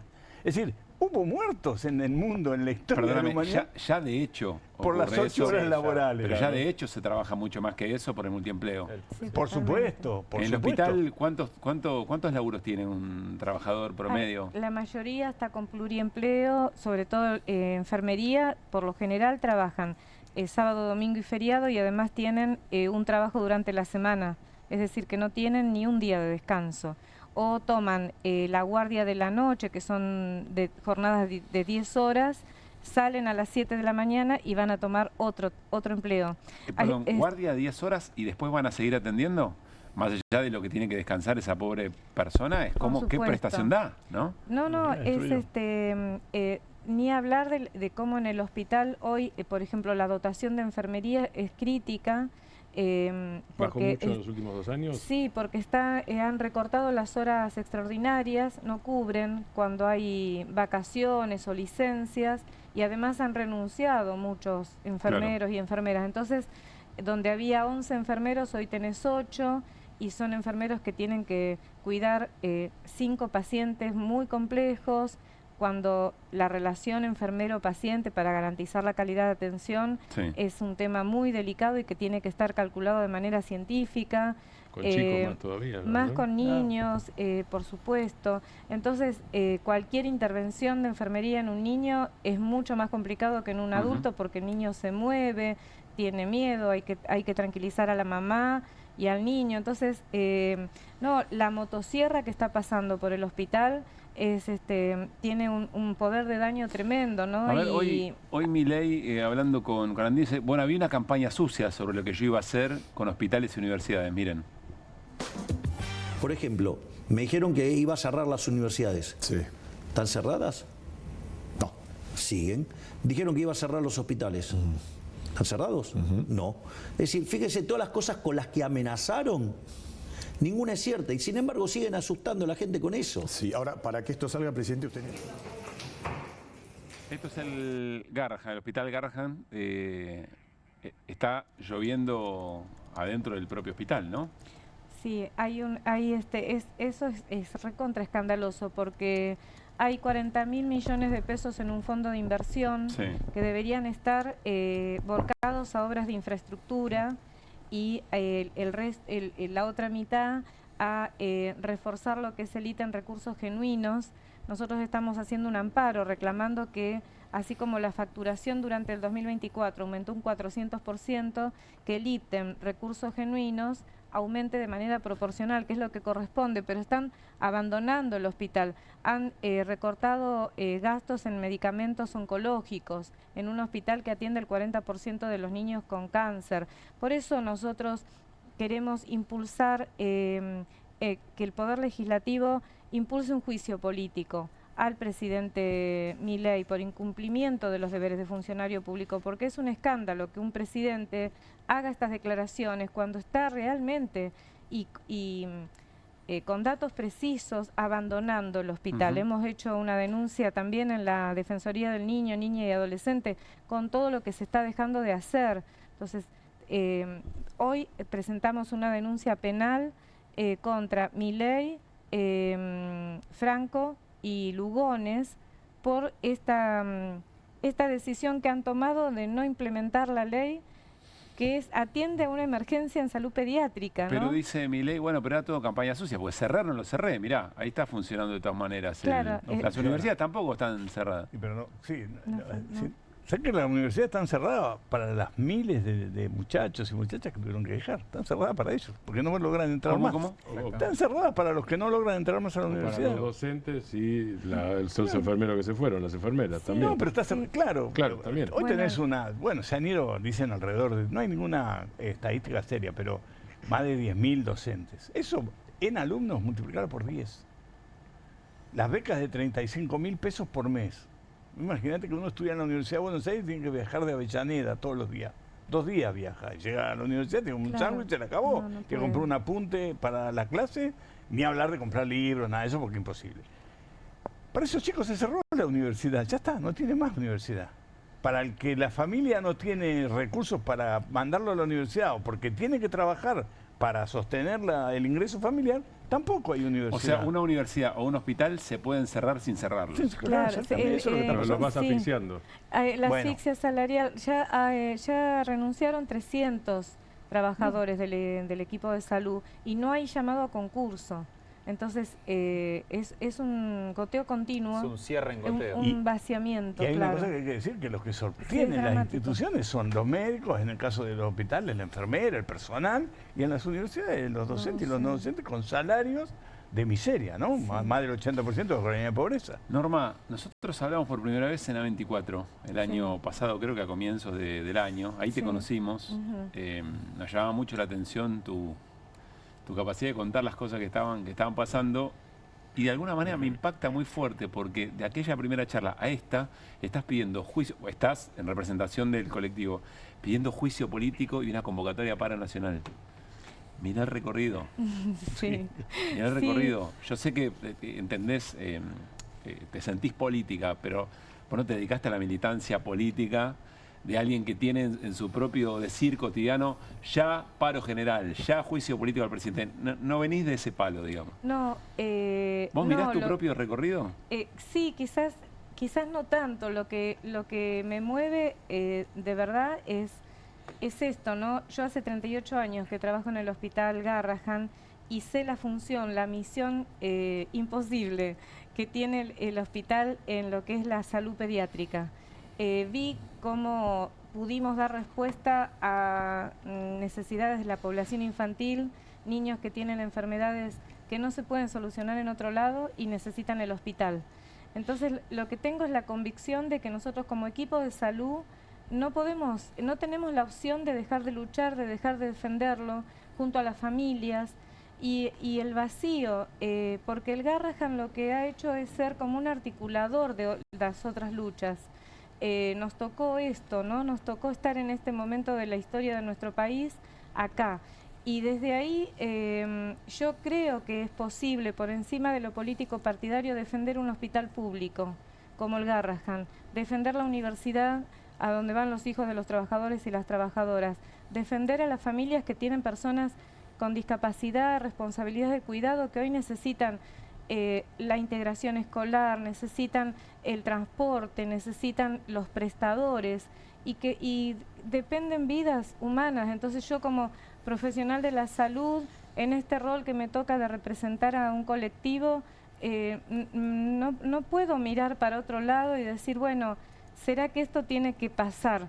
La verdad es que me siento comprometida a generar algo distinto, y si es, bueno, no podemos esperar a la CGT, bueno, tenemos a través de las familias y organizaciones sindicales de todo el país, vasos comunicantes con el Garrahan entre los trabajadores, las familias, y bueno, será desde Tierra del Fuego a Jujuy, desde Mendoza a Buenos Aires. Tendremos que después de las elecciones organizarnos para generar ese paro nacional que necesitamos para ponerle un límite a un gobierno que es de una crueldad que nunca vimos. No hay diálogo con este gobierno, no hay posibilidad de que entienda el mandato social, el mandato de las urnas.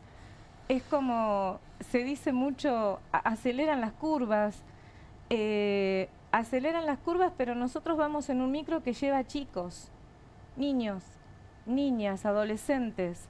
El otro día una mamá de Mendoza, una enfermedad rarísima, nos contactó, fui a buscar a los médicos, ¿nosotros podemos atender esto? Sí, claro, ya se movieron 2 o 3, hicieron la teleconsulta, le facilitaron, tiene el turno para diciembre, la mamá que es de Mendoza, que quizá me está escuchando, pero eso es el Garrahan. Entonces, ¿cómo? A ver, un poco de humanidad, por eso es importante que la CGT... Las familias están por ir a la CGT a llevar una carta, convocándolos también. No pueden estar ausentes en esta lucha que estamos dando. Gracias, como siempre, Norma. Gracias a ustedes. Carlos, cerrá con lo que quieras. No, estoy de acuerdo con lo que dice Norma, ¿no? Yo creo que la verdad es eso, tenemos que crear un movimiento, porque yo creo que esta gente, la nueva derecha en el mundo, yo estudié en la Facultad de Ciencias Naturales, no soy biólogo, pero tuve muchas materias de biología. Yo creo que ellos tienen la lucha por la supervivencia, ellos creen que son otra especie. Vos lo ves, no solamente Milei, Elon Musk, Bezos, esos tipos que viven en el mundo depredando y separados del resto. Entonces eso le permite al secretario de Trabajo, de Empleo, decir que ¿para qué querés descansar vos? Vos viniste al mundo para trabajar, para ser explotado, para no tener dignidad. En un país donde la dignidad, donde los derechos tienen una historia muy profunda de rebeldía de la gente. Yo creo que tenemos que recuperar eso, porque si no recuperamos eso con un proyecto político que permita garantizar esos derechos, permita que tengamos futuro. Yo la otra vez escuchaba a un chico de los cartoneros de la Villa Miseria, ¿no? Que andaba con un carrito y dice, ¿dónde está escrito que yo tengo que vivir así? Yo digo, muy bien, esas son las preguntas. ¿Dónde está escrito que tienen que vivir así?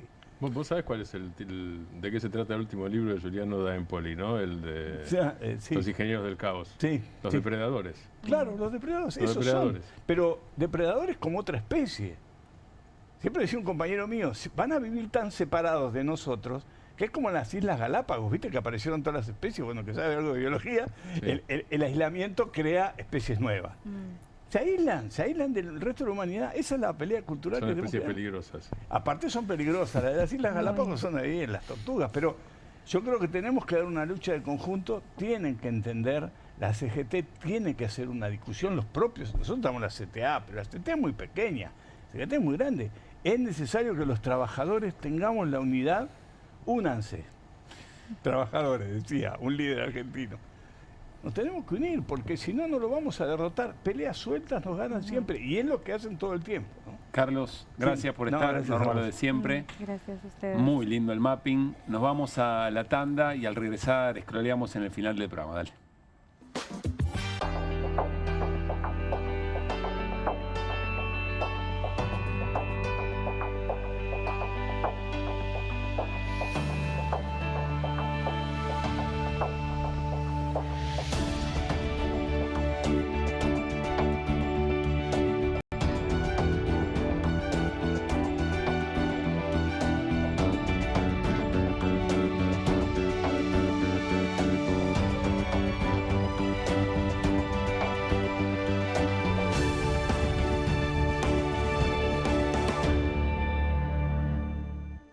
En Pilar contamos con Mimuni, nuestra herramienta digital de atención ciudadana para solicitar turnos, realizar trámites y gestionar reclamos de manera ágil y cercana. Descárgate la app o chatea con nosotros por WhatsApp a través de 11 52 38 68 64. Las 24 horas del día. También podés acercarte a cualquiera de nuestros puntos Muni de lunes a viernes de 8 a 18 horas y los sábados de 9 a 15 horas. En Pilar seguimos acercando el Estado a todos y todas las pilarenses. Pilar presente con futuro.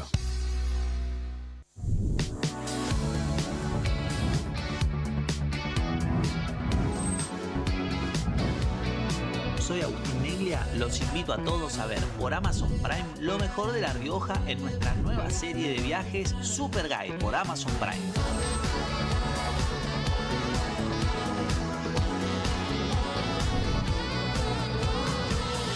Una excursión increíble en La Rioja, ojalá que puedan venir algún día porque es una experiencia inigualable.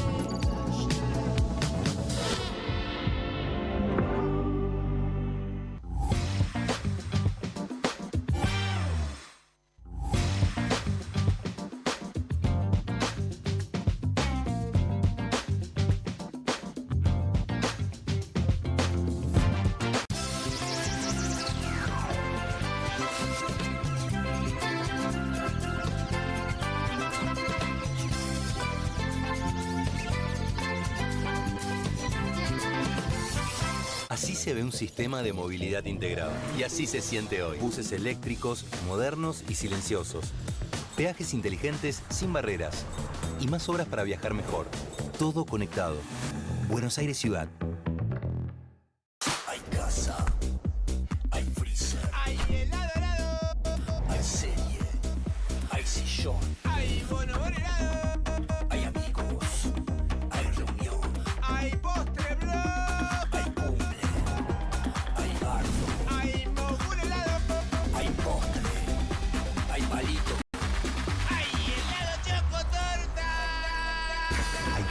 Hay freezer y tus chocolates y golosinas favoritas hechas helado. Las casas usan diferentes perfumes. Eligen oler a café en la mañana, a veces a ropa recién lavada y otras a madera. Pero cuando quieren oler a limpio, eligen Prosenex. Sentí el perfume de la limpieza. Prosenex, limpieza que se siente.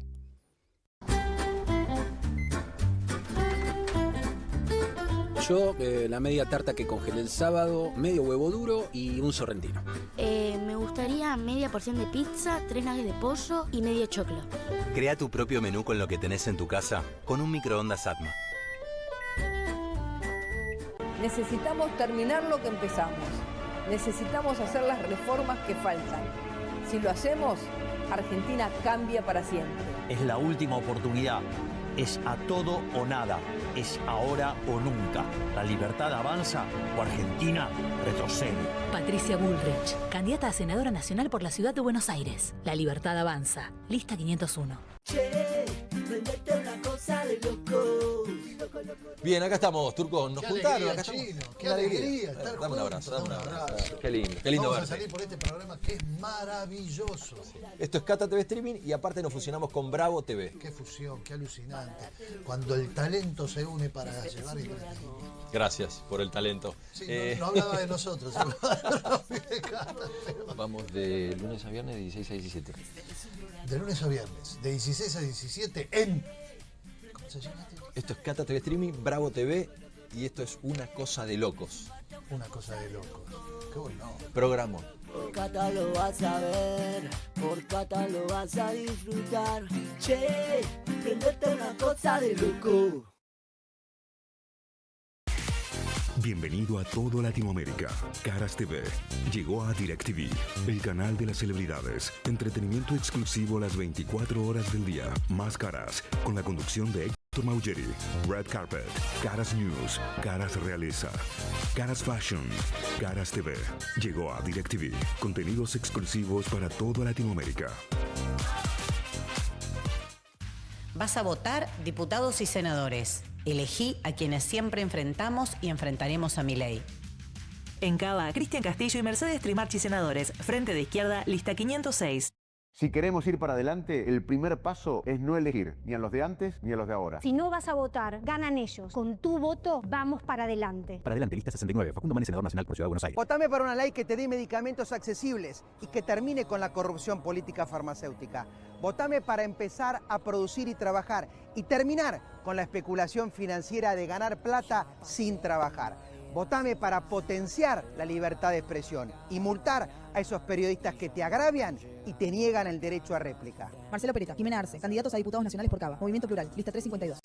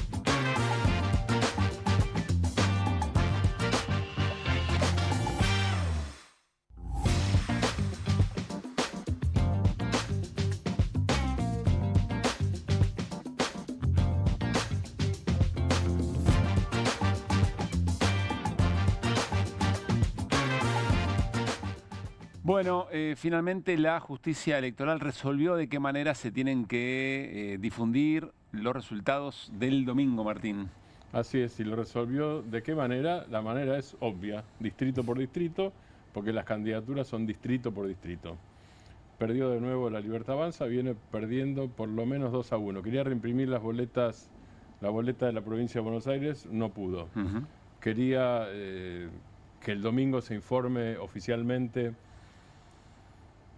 por el voto nacional y no provincial, no pudo. Consiguió la reimpresión del afiche para que no aparezca Esper, sino que aparezca Santilli. Digo, eso sería un 2-1 más o menos. Pero esto le importaba mucho porque quería... Deben tener confianza. Yo no sé en qué encuestas se basan, pero deben tener confianza pensando que en Córdoba, Santa Fe, Mendoza, en Mendoza seguramente les va a ir bien, Córdoba está discutido y Santa Fe está discutido. Provincia de Buenos Aires, ninguna encuesta duda de que a la Libertad Avanza le va a ir mal. Ahí la pregunta es por cuánto, ¿no? Por cuánto, exactamente. Pero evidentemente los libertarios tenían la idea de pintar, de violetizar un poquito el mapa nacional para que no se discutiera distrito por distrito y aprovechar otra cosa que es elemental, que es que Fuerza Patria con ese nombre va en 14 distritos. Ahora, había un absurdo desde el punto de vista político. Igual la Cámara Nacional Electoral no se mete en lo que yo estoy diciendo. Sí. No se mete en el absurdo político. El absurdo político es pensar, por ejemplo, para dar un solo caso, que Infran, aunque no se llame Fuerza Patria, es otra cosa distinta a Fuerza Patria. Es obvio que no lo es. Digo, no es el caso de Schiaretti, que es peronista, pero es un peronismo cordobesista. Quintela, Silioto... Tal cual. Sí, tal cual. Tenés unos 8 distritos donde tenés eso. Tal cual. Exactamente, y obviamente es el peronismo de Fuerza Patria. Lo cual muestra que va a haber una disputa sobre cómo leer los resultados. Totalmente, ¿no? Sí, claro que sí. ¿Vos tenés algo resuelto ahí? Porque el gobierno diría, mirá, lo dice abiertamente, lo dijo Milei en la nota de hoy, con que yo pueda mantener ese tercio que me permita aguantar vetos, estoy. Sí. ¿Coincidís que ese es un resultado victorioso para Milei? No, yo creo que ningún resultado es victorioso para Milei porque la situación económica es horrible y la percepción de la situación económica es expresión de deseo, también. Martín, pero... No, para nada. A ver, explicar, argumenta un poco más. Yo creo que la narrativa esa dura 2 días. La narrativa. Sí. Por un lado. Vamos a hablar dos partes. Lunes sale el gobierno y dice, obtuvimos el tercio. Tu pregunta es interesante porque la puedo dividir en 2 partes. Dale. Una parte es la narrativa. Yo creo que la narrativa en este país dura 2 días. O uno si hay algún escándalo o alguna noticia fuerte. 3 días, 4 días. No dura más que eso la narrativa.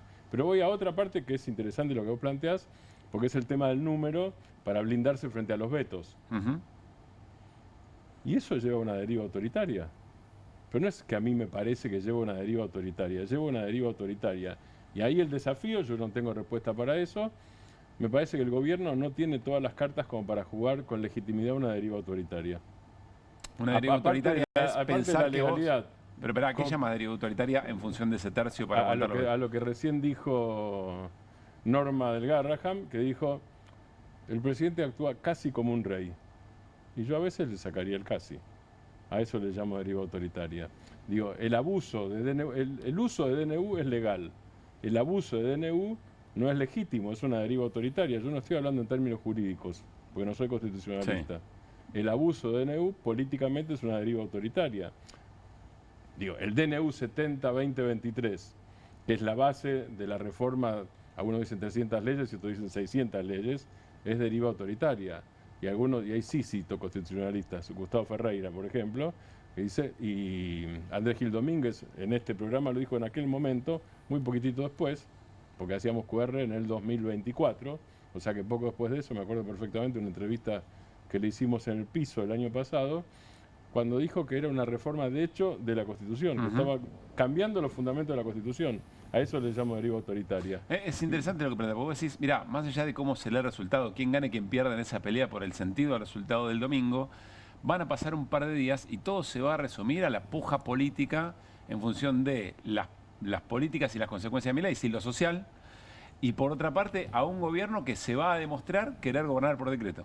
Exactamente. Y eso no tiene una fórmula matemática para ver cómo, si se aguanta o no se aguanta. Digamos. No, porque además hay otra cosa. Las elecciones que vienen después de las del 26, nosotros estamos hablando de que pasa pero el son 27, son 2 el día años. 20. Sí, son 2 No, años son duros, pero digo, las que vienen, digo, todos se van a empezar no se van a posicionar al día siguiente. El posicionamiento del gobierno, de los gobernadores, de los diferentes sectores del peronismo, empieza a tener una perspectiva de 2027. Señalo acá porque estuvieron aquí a la derecha, al lado nuestro. Norma y Carlos. Temas como los que plantearon Norma y Carlos, Garrahan, la perspectiva de financiamiento universitario, también empieza a tener un horizonte distinto. Con un gobierno donde, eso Guido puede contestarlo si es que tiene algún escenario, yo no veo un buen escenario. Vos hablás de reseteo económico del gobierno. En realidad, creo que el gobierno... ¿Con qué se come, decís vos? Claro, exactamente. El reseteo que puede hacer este gobierno, emperrado en un tipo de política, es no un reseteo, sino es pegarle con un martillo a la computadora directamente. Me gustó la imagen, alguna vez lo hemos hecho, ¿no? Cuando no arrancaba, no andaba el botón, alguna vez lo hemos hecho. Muy interesante, Martín, me parece que de esto vamos a estar hablando mucho la semana que viene. Dice, entramos en un momento de QR en el que manda literal y directamente la producción y nos empieza a ofrecer material para reaccionar, cosas que quizá no vimos. Nos habla de una nota de el diario Clarín, a ver. El PRO sacó a todos sus fiscales de la matanza por el destrato de un puntero y dejó sola la Libertad Avanza a días de las elecciones. Dice Clarín, ¿no? El macrismo bajó a cerca de 1000 fiscales que tiene en el partido más populoso del distrito, acusan a los libertarios de mal manejo de fondos, otra vez sopa, para la fiscalización y temen que se repita un escenario como el del 7 de septiembre que consideran que no fue bueno, ¿no? Para decirlo muy elegantemente. Sí, quilombo con la guita de los fiscales. El 7 de septiembre se llegaba a pagar 40.000 pesos si es que y no conseguían todos los fiscales necesarios. Eso es lo que pasó, sobre todo en el Gran Buenos Aires. Qué cosa, ¿no? También deja en evidencia la nula militancia. Sí, la fragilidad. Sumo a esto un enojo que parece bastante matizado, por lo menos públicamente, otra vez entre el equipo de Sebastián Pareja, armador en la provincia de Buenos Aires, y Santiago Caputo, un poco más agrandado con el respaldo de los Estados Unidos, ¿no? Muy reivindicado por Barry Bennett, el asesor de Trump, que vino acá a explicar cómo había que construir la gobernabilidad. El presidente Javier Milei dio algunas explicaciones sobre, bueno, un poco esto, ¿no? Cambios de gabinete después del domingo, a ver. Usted me conoce, yo soy bilardista a ultranza. Sí. Yo tengo un contrato con los argentinos que fue cuando me eligieron en el 2023. Usted recuerda, nadie hizo propuestas, el único que hizo propuestas fui yo. Y le voy a decir algo, es un trabajo que hizo el propio Manuel Adorni, que hizo la bitácora de logros. Nosotros hemos cumplido el 99% de las promesas de campaña. En 20 meses, o sea, eso no lo hizo nadie en Argentina, nadie. Era una rareza que un presidente llegara diciendo no hay plata. Bueno, digo, lo cumplimos, porque en el primer mes alcanzamos el equilibrio fiscal en el Tesoro y en 6 meses arreglamos el descalabro que nos dejaron en el Banco Central. Digo, algo inédito en la historia. Pero al margen de eso, a lo que voy es, yo tengo un contrato con la población, con los argentinos, y lo voy a cumplir. ¿Eso qué quiere decir? Que de cara al segundo tramo de este mandato voy a reacomodar el gabinete para lograr los objetivos de las reformas de segunda generación. Y eso es lo que voy a hacer. Es decir, el día 26 a la noche, con todos los números, digamos, veré qué tipo de entramado necesito para lograr los objetivos. Y eso es lo que voy a hacer. No es ilógico lo que plantea eventualmente Milei, ¿no? Cualquier gobierno puede ostentar como virtud que en un momento determinado tenga que hacer un cambio de gabinete. El problema esto es lo que se dijo antes. Lo que acaba de decir y la injerencia y la presión sobre eso. Lo que acaba de decir interesante es al final. A ver. Que es el 26 a la noche, voy a ver los números y de acuerdo a eso voy a reacomodar. Igual hay uno que ya se fue sin ver los números, se está yendo. ¿Quién? Es Gerardo Walter, el canciller. Ahí ya hay cambio. Ese no espera los números, ese se va porque no soporta, según dice, a Santiago Caputo. Y como lo que se viene es mayor poder para Santiago Caputo, no se sabe dónde todavía, sí, en qué ministerio o algún área especial que se pueda llegar a formar. Bueno, queda vacante la Cancillería si se va a Huertain. Hay otra pregunta, ¿y quién decide los cambios? ¿Lo decide efectivamente Milei o los cambios vienen decididos de afuera, ¿no? ¿Quién hace el diseño político? Si lo hace Trump a través de Barribet o lo hace efectivamente el gobierno electo democráticamente para efectivamente hacer eso. ¿Por qué te reís? Porque ya tenemos a veces de ministro de Economía de la Argentina. Con lo cual, vos lo que estás diciendo es, tenemos a Trump de presidente de la Argentina, ¿no? Bueno. A Marco Rubio, como digo, no hay canciller, en todo caso puede no llenarse porque está Marco Rubio. Elon Musk podría ser Sturzenegger, que ya dejó de su puesto. Lo que pasa es que está fuera, claro, es un problemita ahí. Pero podría ser, digo, sí. ¿Y Barry Bennett? ¿Y Barry Bennett? No, Barry Bennett queda volante. ¿Volante? Queda volante, queda yendo y viniendo. Porque hay ciertas cosas que hay que charlarlas cara a cara, no se pueden charlar ni por WhatsApp, ni por Telegram, ni nada. Claro, Franco es otro, ¿no? Que viene reclamando que los que toman decisiones tengan ahora, cargo. Si cambia Franco, le puede salir en contra a Francos. ¿Cómo? Le puede salir en contra a Franco. ¿Por qué? Porque hay una guerra de inteligencia, en este programa hablamos de eso. Franco tiene su propia estructura de inteligencia, y que es una estructura paralela, y la estructura oficial de inteligencia depende de Santiago Caputo, que hoy es monotributista. Si deja de ser monotributista Santiago Caputo, ¿qué pasa cuando los dos estén a un mismo nivel administrativo? Santiago Caputo está a un nivel superior desde el punto de vista político y de la relación con Milei, con Javier Milei. Y algunos resortes de poder también, ¿no? Tal cual, sí.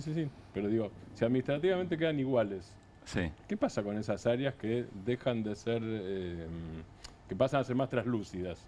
Aunque sean oscuras, pero pasan a ser un poquitito más translúcidas. Empieza a es tener una pregunta firma. para hacer, empieza a tener firma.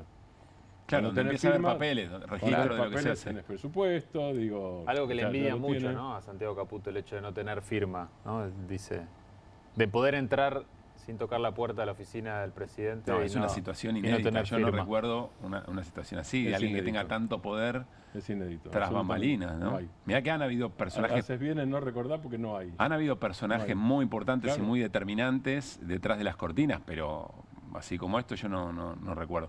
Encima que además sabemos que detrás de Santiago Caputo estaba todo ese esquema de inteligencia política de los Estados Unidos, ¿no? Y de lobby político de los Estados Unidos. Estaba pensando mientras veía la entrevista con Milei, ¿cómo nos sentiremos cuando volvamos a ver a presidentes entrevistados en plano horizontal? ¿No? Va a ser muy raro. Nos va a llamar mucho la atención, ¿no? Cosas que vamos naturalizando. Me encanta hacer reír a Martín. Bueno, en mi familia no pasa de ser reír con mis chistes, pero acá sí. Bueno, Federico Sturzenegger. Perdón, es que nunca me había imaginado eso que vos decís, pero es cierto, claro. Porque son todas como en picada. Muy raro. Son todas en picada. E iluminadas, digamos, ¿no? Todo en picada. Sí. Todo en picada, muy bien. Bueno, Sturzenegger, Federico Sturzenegger, ministro de Desregulación, pero no sé si con poco trabajo por ahora, ¿no? Como muy raro. Pero mejor, déjalo. A ver, protagonista de lo que vamos a ver a continuación.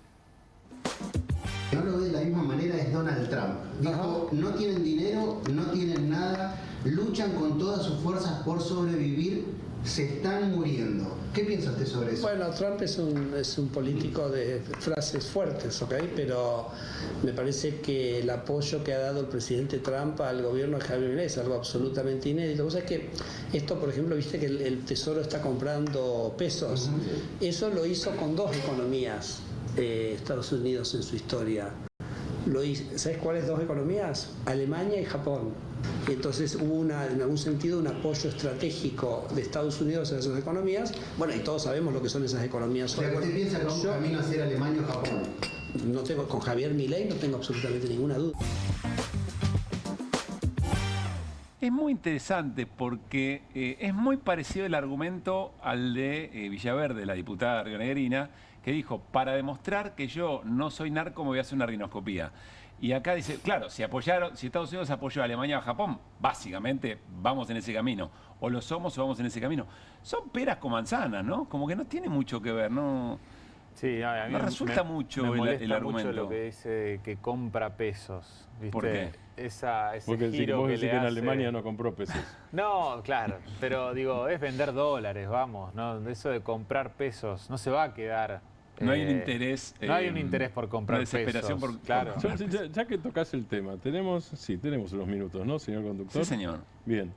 Si el lunes el dólar está a 2.000, sí, por lo que sea de las elecciones, ¿Besen habrá ganado guita? Porque Besen dijo, yo sé lo que hago. Digo, yo compro barato y vendo caro. Y vamos a ver si vende. La cuestión es... Pero si el dólar está a 2.000, ¿Besen habrá ganado guita? Y si vende los pesos, no. Para recomprar no va a haber ganado plata. No, o sea, pero es señal de que va a esperar que el dólar va a estar más barato. Por eso, ¿cuál es el escenario que le conviene a Besen después de esa frase? El escenario es que entiende de que va a seguir bajando el dólar. Bien. Él cree que va a seguir bajando y con la cantidad de pesos que compró va a poder comprar más dólares. Apuesta a que el tipo de cambio de Argentina siga bajando, como decía el presidente, de que va a llegar a la zona de 600 pesos. La verdad que es poco probable. El trade, como se dice, si al otro día de las elecciones abre en la zona de 2.000 pesos, es malísimo. A veces se gana, a veces se pierde, le dirá claro. Bessent al pueblo estadounidense. A Bessent se gana. Tenemos algo más, me parece, ¿no? Virginia Gallardo, candidata de La Libertad Avanza de la provincia de Corrientes, decía o preguntaba esto. Todo el mundo, la oposición, agarrándolo. Yo digo, ¿en serio?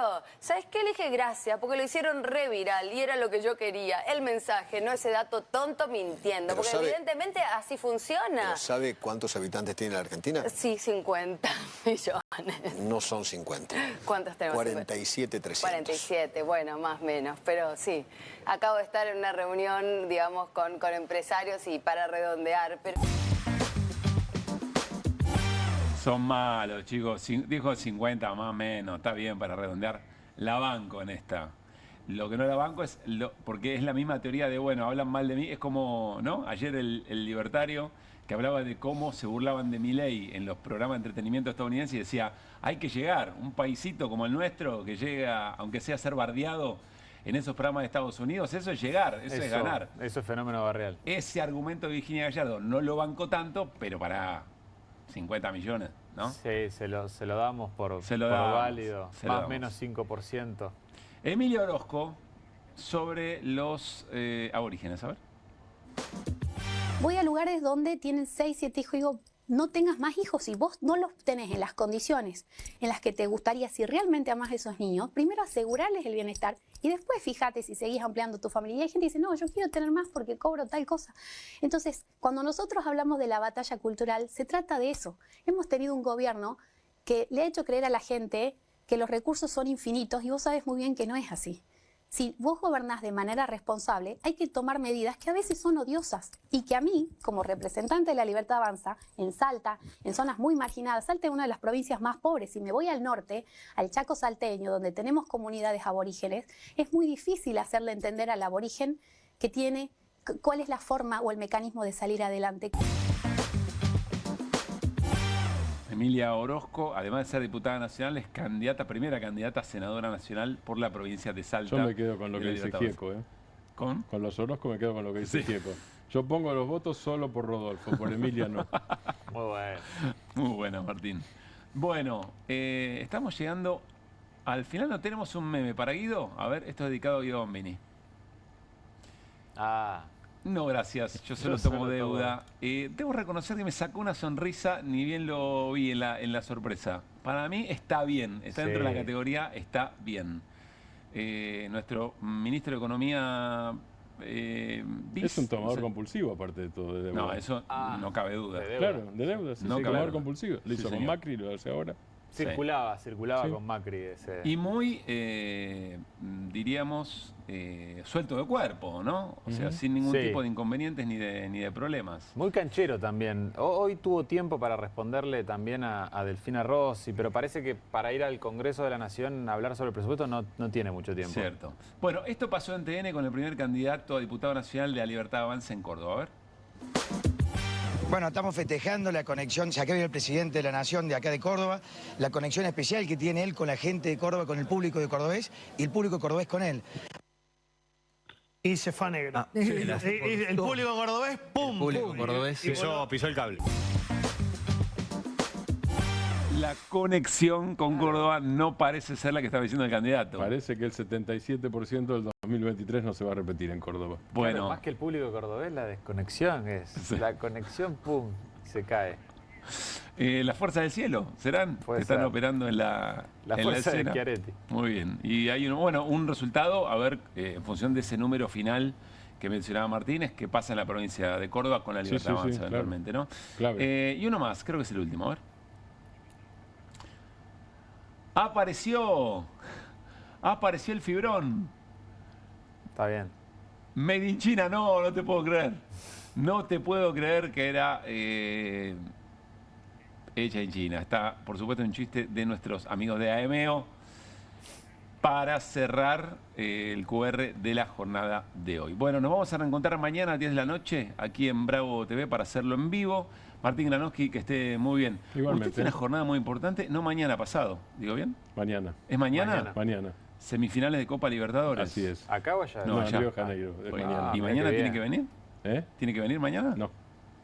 Qué bien negocia Granowski, ¿no? No me toca. Ah. No, es miércoles, no tuve que negociar nada.